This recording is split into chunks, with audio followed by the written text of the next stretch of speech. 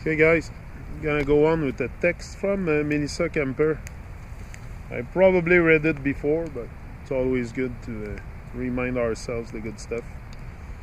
It is necessary to proper care of the body. It is necessary to realize the importance of proper care of the body vehicle, as it is the technology through which our awareness is able to sense the consciousness that flows throughout all of creation. There is no boundary between you and me, the mountains and the oceans, or even from tree to tree. It is all consciousness.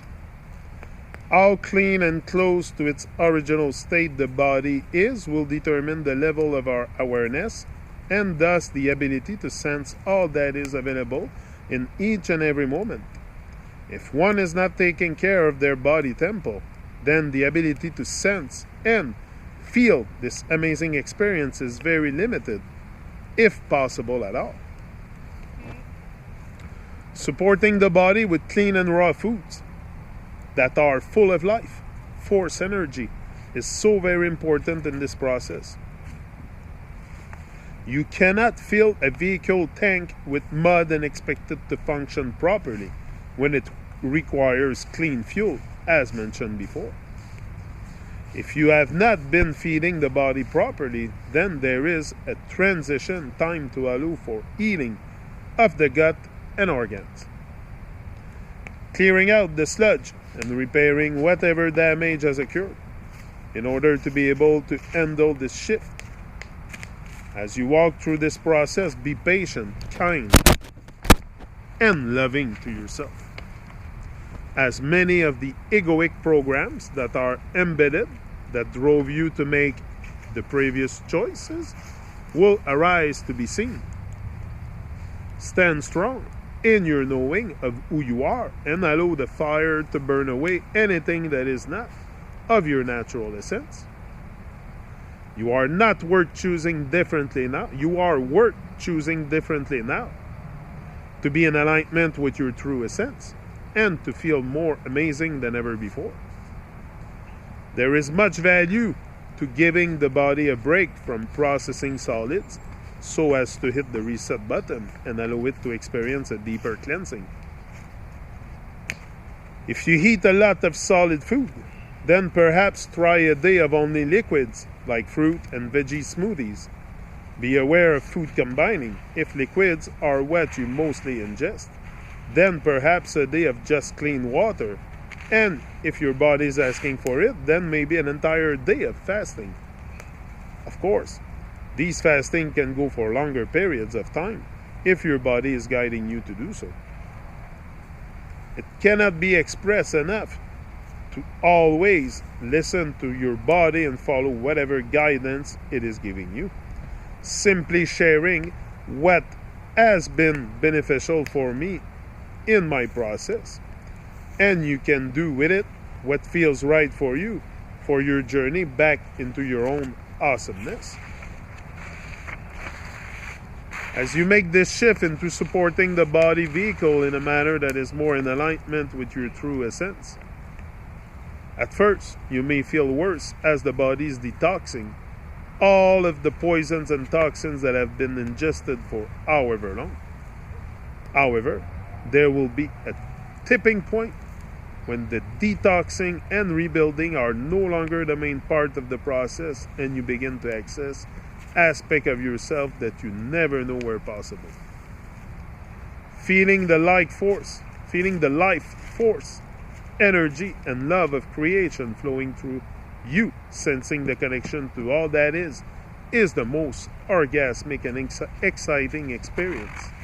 And it is available in every breath. You deserve this. You can do this. You are amazing and so deeply loved. See Mina being in nature like this, no? Just hear the birds. Like that. I love this. I love these moments. These moments are so precious, so divine.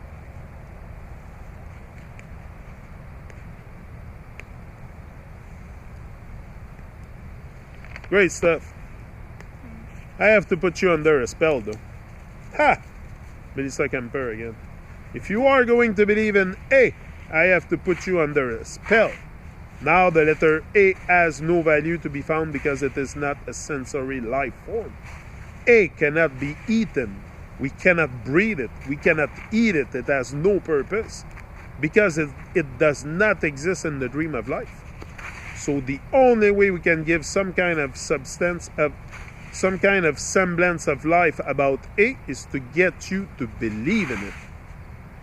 The way I explain it is like an hypnotist putting a watch in front of you, or imagine the wipers of a car in the rain. And I say to you, I'm going to teach you A, so you can comprehend A and the information of A, and I'll give it to you day after day after day until you learn it.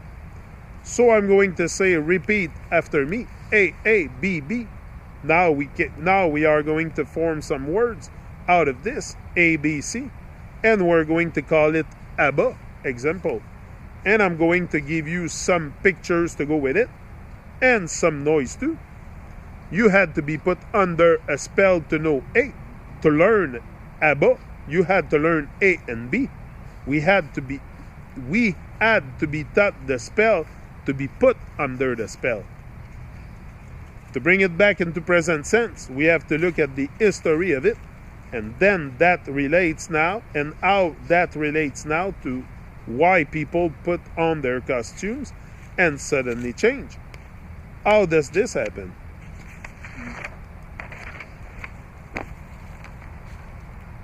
It is all trauma-based. We, all of us, are descendants of tribe of men all across the earth who were invaded and decimated by this agenda. You see, our ancestors were visited by missionaries, scientists, botanists, geologists, surveyors, etc. They came and went for up to 200 years, all across the earth, across all the tribes, before the system even existed, and even they knew about it. They were visited by these brilliant storytellers, and after coming and going for up to 200 years and recording their history, meaning they documented their customs, their tongues, their landscape, their environment, etc. When they recorded everything about their way of life and the lands, then they sent their armies and navies in and whatever to decimate the tribes. Humiliation, ridicule, abuse, murder, genocide, etc. What remained after this horrific trauma were mainly children. As from their ships, they brought their treasure chests onto the land, opened it up to bring out that version of history that they had recorded about their ancestors, and they started to read and educate to them about that history and they had recorded. Plus, let me just say that rape would have been a huge part of that, because by invaders raping the local woman and impregnating them, they are very much changing the nature of who those people are and where, and that's a really sure way to muddy their recollection of who they are, because suddenly they've got this other thing coming in that's them as well. The original tribes of men in nature had a direct experience with nature. That's all they knew, because there wasn't anything else. It is just direct experience, and they don't need third-party representation telling them anything. They didn't need education in that way. They saw it by how their parents all around them lived by observation. The thing is that the is story they were taught to read through the generation, they gradually lost connection with the tribe, tongue, and of their ancestors, and all of the true direct experience and everything that made their customs of these lives. That is one fact we have to realize, because all of us are the results of this. You cannot be in the system without having that happens to us through the generation back when our ancestors were invaded by this agenda.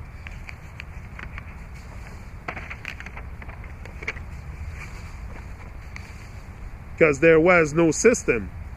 There were no kings and queens. They didn't have all that stuff. You've got to get right back before this madness started.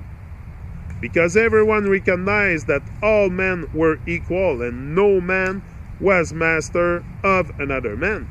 There was a law without even a law to be spoken. It was just in the consciousness of us. We knew that, we sensed that. So you have that factor. Then you've got the fact that from the storytelling, we got lost in the performance of the system because it is the only way to keep the descendants of the ancestors enslaved. So they had to come up with a means to keep us enslaved. So by getting us to perform in character under the name, yeah, there is another factor to this thing. In their world up to roughly 17 AD, before Jesus, I think, roughly 99.9% of the total population of man, all of our ancestors going back through all recorded history had nothing to do with recording because they couldn't do it. They couldn't read and write. They never did.